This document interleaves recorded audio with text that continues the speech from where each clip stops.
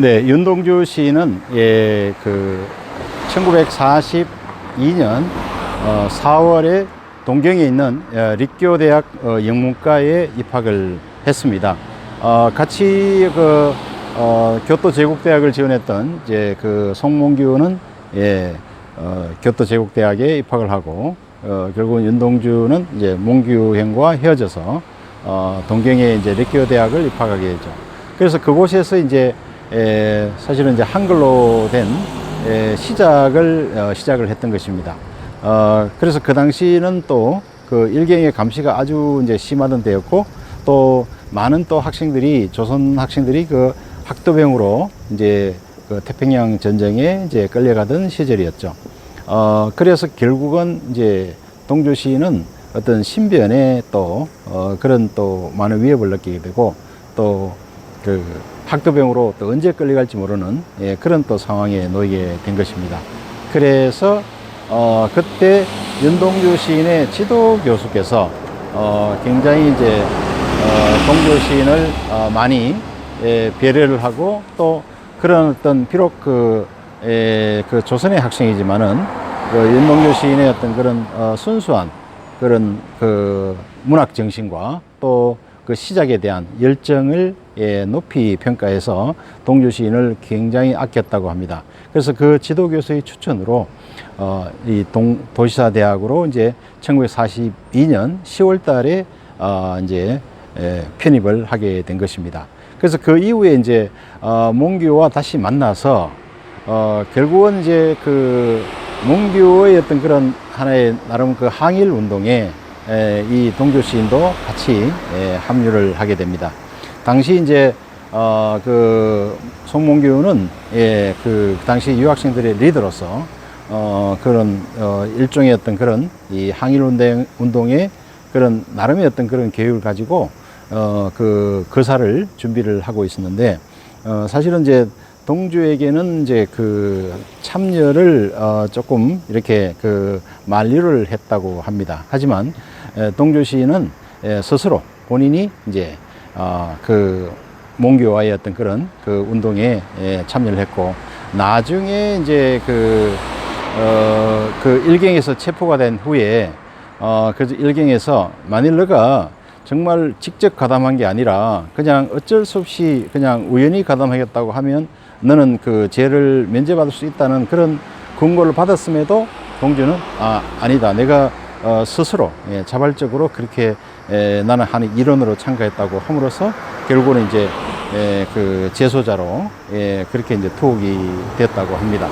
그래서 결국은 이제 몽규가 먼저 일경에 체포가 되고, 동주 시인은 1944년 7월 14일 날 바로 이 교토의 그 시모가모 경찰서의 그 경찰에서 그 사상범으로 이제 체포가 된 것입니다. 그래서 지금 이 장소는 이제 동주 시인의 또 다른 시비, 윤동주 유혼집이라는 시비입니다.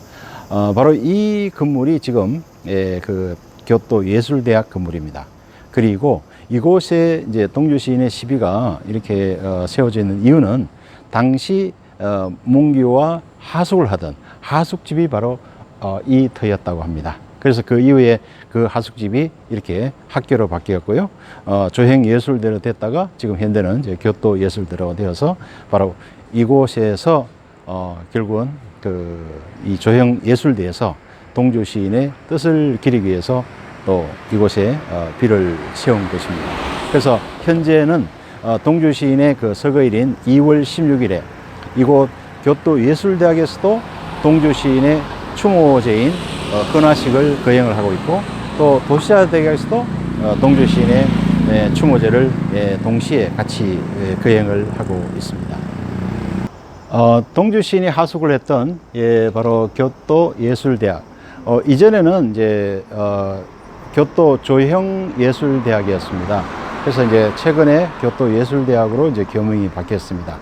그래서 바로 동주 시인의 이제 또 다른 시비인 윤동주 유혼집이가 바로 옆에 세워져 있고, 바로 이 자리가 당시 윤동주 시인이 교토에 유학하던 그 시절에 바로 하숙집 자리였습니다. 그래서 이제 동주 시인은 결국은 이 하숙집에서 1943년 그때 이제 7월 14일 날 체포가 된 후에 그 투옥 되었다가 그 다음에 1944년에 이제 재판을 받고 송몽규와 함께 2년형을 언도를 받습니다.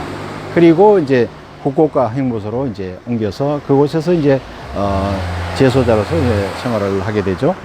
자, 그러다가 갑자기 1900 해방이 되기 전인 1945년 2월 16일 날 윤동주 시인은 서거를 하게 되고, 바로 또 그 다음 달인 45년 3월 7일에 바로 이제 또 사촌형인 몽규 송몽규도 역시 서거를 하게 됩니다. 그런데 송몽규 지사와 그 다음에 윤동주 시인의 죽음에 대해서 그 뒤에 많은 이제 그런 이제 설이 나왔었는데요. 그것이 바로 뭐냐면 생체 실험설입니다. 2000년에 미국의 기밀 문서가 이제 해제된 그 문서 중에서 바로 그 당시 일본의 전범 재판에 대한 그런 기록이 공개된 것이 있습니다. 그 중에서 바로 큐슈 제국대학이 후쿠오카 형무소 재소자들을 대상으로 혈액 대체 용액을 만들기 위한 생체 실험을 했다는 그 전범 재판 기록이 공개가 된 것입니다. 그래서 그 시기가 바로 윤동주 시인과 송몽규 그 지사가 후쿠오카 형무소에 투옥된 시기와 일치합니다. 그리고 이제 그 뒤에 1980년에 그 동국대학교 그 국문과 박사과정에 재학 중이던 고노에 H라는 일본 그 학자가 그 당시 그 한국의 그 현대문학지에 윤동주 시인에 대한 그 논문을 발표를 했는데요. 거기에 바로 이제 윤동주 시인의 그 생체 실험에 대한 그 내용을 발표를 한 것입니다. 그래서 그 고노에 H는요, 그 당시 윤동주 시인은 그 당시 큐슈 제국대학에서 그 혈액 대체 실험을 했던 그 하나의 그 실험의 대상자로 그 윤동주 시인과 또 송몽규 지사가 희생이 되었다는 그런 또 결과를 발표하게 됐습니다.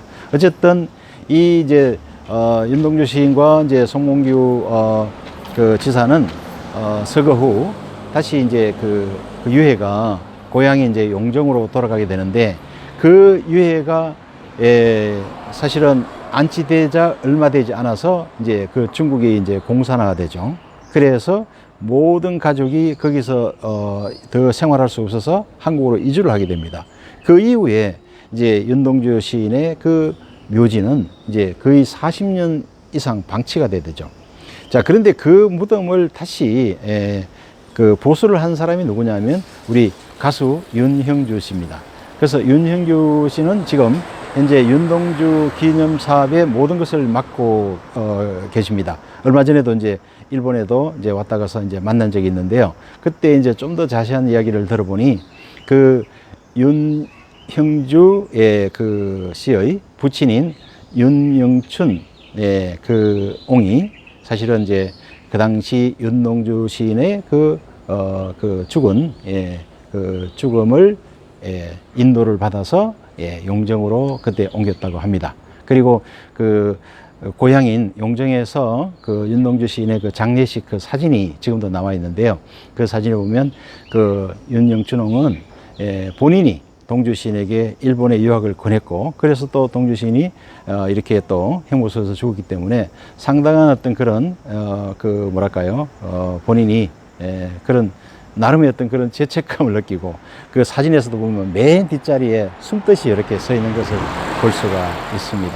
어쨌든 이렇게 이제 그 짧은 27살은 이렇게 27세라는 짧은 생애를 산 시인이지만은 당시 그 윤동주 시인이 그 시로서 나타내고 있었던 그런 하나의 어떤 민족 정신과 또 시적인 어떤 그런 그 높은 그 가치는 지금까지 이제 오랫동안 남아서 우리에게 이렇게 많은 사랑을 받고 있는 것 같습니다.